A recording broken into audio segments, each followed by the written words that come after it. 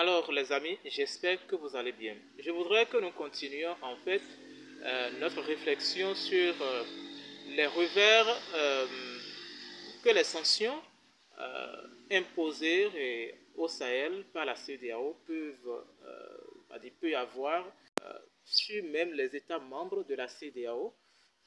Voilà. Les sanctions pourraient affecter aussi l'accès des populations aux services essentiels tels que la santé, l'éducation et la sécurité alimentaire. Je parlais de la dernière fois du cas des populations de Malanville, où le marché de Malanville dépend en majorité des commerçants et des clients nigériens. Voilà. Aujourd'hui, le marché de Malanville est quasiment vide. Et je pense qu'il y a un reportage de l'OACTV la dernière fois qui attirait, je pense que c'est l'OACTV ou bien c'est une autre chaîne de télévision béninoise, qui attirait l'attention des autorités là-dessus. Parlant de santé, il y a les pénuries de médicaments et d'équipements médicaux qui pourraient compromettre la qualité des soins de santé. Les populations vulnérables, y compris les enfants et les personnes âgées, qui pourraient être particulièrement affectées. Et nous avons vu, quand la CEDEAO a imposé ces sanctions au Niger, on leur a coupé les médicaments. On se pose la question de savoir si la CEDEAO est là pour faire du mal au peuple ou bien elle est là pour le bien des peuples. Et si cela continue, en fait, il faut comprendre que les coups d'État aussi vont continuer. Et je l'ai toujours dit, et je pense que c'est ce que beaucoup d'analystes aussi le disent. Si les coups d'État interviennent et sont salutaires, si ces coups d'État vont intervenir et seront salutaires pour le bien des peuples, pourquoi ne pas les encourager? Ça, c'est une vérité, c'est une réalité qu'il ne faut pas négliger et qu'il faut reconnaître. Parlant de l'éducation, les sanctions pourraient perturber le fonctionnement des écoles et des universités. Je l'ai dit la dernière fois, ça c'est clair. Ok? Affectant l'éducation des jeunes, les familles pourraient avoir du mal à couvrir les frais de scolarité et les fournitures scolaires en raison de l'augmentation des coûts de vie, surtout pour les populations déplacées. C'est très important. Ceux-là qui sont des déplacés internes et qui abandonnent tout dans leur village et qui s'enfuient et fuient les groupes armés. Qu'est-ce que la CEDEAO a prévu pour ceux-là? Qu'est-ce que la CEDEAO a prévu pour ceux-là, en fait? Parce que, en fait, le truc, c'est quoi? Quand on leur impose les sanctions, d'une manière ou d'une autre, ça contribue à la prolifération et à l'expansion des groupes armés. Il y a la sécurité alimentaire. Parlant de sécurité alimentaire, les pénuries de denrées alimentaires de première nécessité et l'augmentation des prix pourraient aggraver l'insécurité alimentaire. D'accord? Les familles à faible revenu seraient les plus touchées et risquent la malnutrition et d'autres problèmes de santé. Le capitaine Ibrahim Traoré, qui est le président du Faso actuellement, a œuvré sérieusement dans ce sens-là. Il a beaucoup fait déjà en intervalle d'environ 2 ans. Il a beaucoup fait pour l'autosuffisance alimentaire. Les conséquences sécuritaires. Les sanctions et le retrait de ces pays pourraient affaiblir la coopération régionale en matière de sécurité, rendant plus difficile la lutte contre les menaces communes. Il faut comprendre que le retrait de ces 3 pays de l'AES, de la CEDEAO, affaiblit en quelque sorte la force militaire de la CEDEAO parce qu'aujourd'hui, le Mali, le Burkina Faso et le Niger constituent une puissance militaire en Afrique de l'Ouest. Je dis une puissance militaire. On a vu les équipements que le capitaine Ibrahim Traoré a acquis. On a vu les équipements militaires que les autorités maliennes ont acquis. Le Niger est en train de rentrer dans la danse également. Ce qui n'a jamais été vu. Ceux dont le Burkina Faso et le Mali n'ont jamais bénéficié. Avant l'avènement des coups d'État. Mais comme ça, on ne peut pas dire que les coups d'État ne sont pas salutaires, en fait. Ça, c'est quelque chose qu'il ne faut pas nier. Il faut avoir l'honnêteté et l'humilité, d'accord, intellectuelle et, de sagesse et la sagesse de reconnaître cela. Parlant de conséquences, il y aura toujours l'expansion des groupes armés terroristes et l'insécurité. La région du Sahel est confrontée à une menace croissante du terrorisme et les groupes armés. Des sanctions et l'instabilité politique pourraient exacerber cette situation. Vous êtes d'accord? Donc, ce qu'on souhaite même pour les dirigeants actuels de l'AES est qu'ils restent là voilà, pour un bon moment en fait, pour pouvoir lutter efficacement, pour éradiquer complètement voilà, l'expansion des groupes armés du Sahel. Et c'est ce que tout le monde souhaite.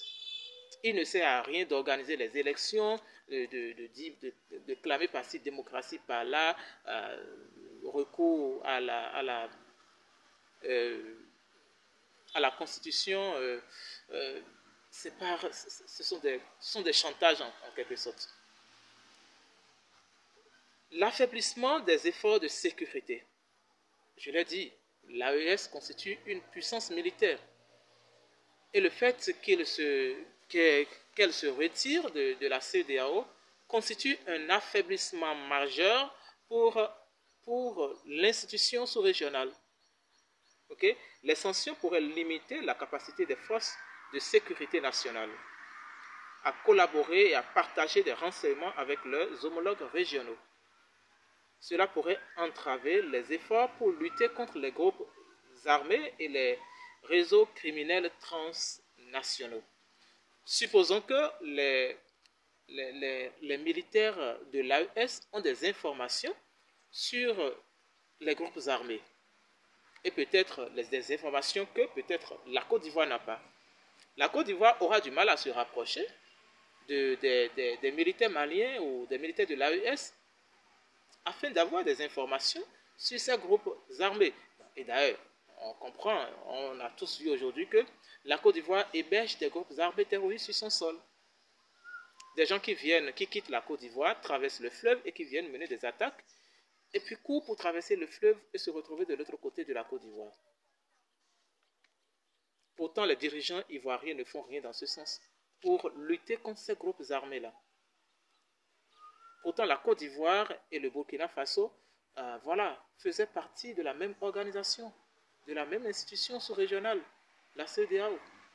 Et pourtant, ils ne peuvent pas avoir une mutualisation des forces militaires pour lutter contre ces groupes armés.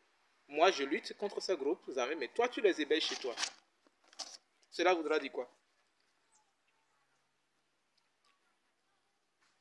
Donc, avec ça, les groupes armés vont continuer à s'agrandir. Donc, ces groupes armés vont certainement profiter de l'instabilité pour recruter de nouveaux membres et étendre leurs opérations.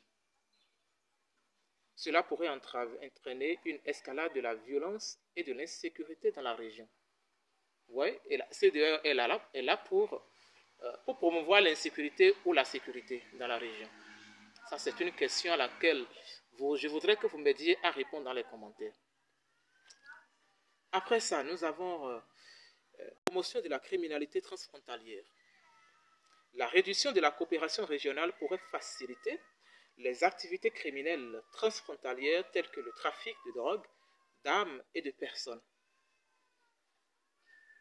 Et c'est ça, c'est ce à quoi on assiste actuellement. Okay? Les sanctions et l'instabilité pourraient créer des opportunités pour les trafiquants de drogue et d'armes.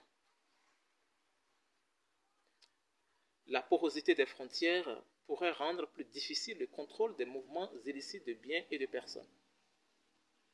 Actuellement, je parle toujours du cas de la crise bénino-nigérienne. Le Niger a gardé ses frontières fermées parce qu'il a peur que, bon voilà, des armes puissent transiter.